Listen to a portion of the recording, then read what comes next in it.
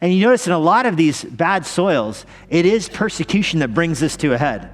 Jesus even says it in verse 21, that it's persecution that comes on account. It's tribulation, it's difficulties that expose it. It's going without the money that you wanted. It's going out without the recognition you wanted. And sometimes it's actual persecution.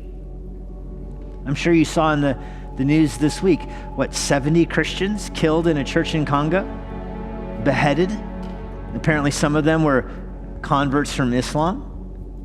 And so Islamic terrorists invaded the church and killed everybody there. Or in the United States this week, maybe you saw this story.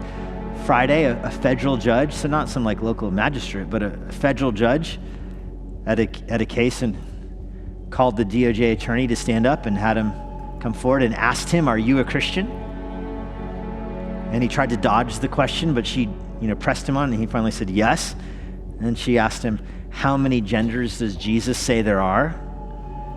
And he responded, a very good answer, by the way. He responded by saying, "The United States of America does not take a position on how many genders the Jesus you're imagining right now thinks there are," which is a very good answer, I would like to say.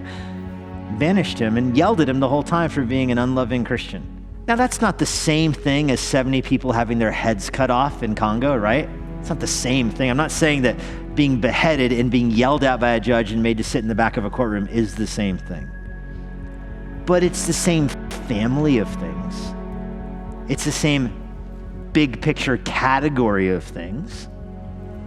Just persecution presents itself differently in different cultures.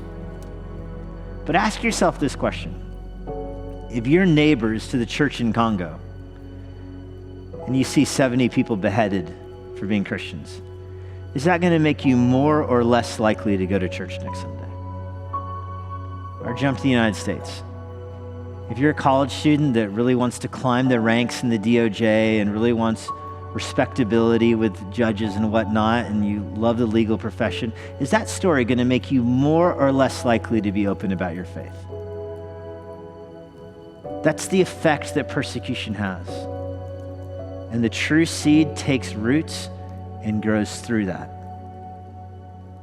But there are some soils that don't respond.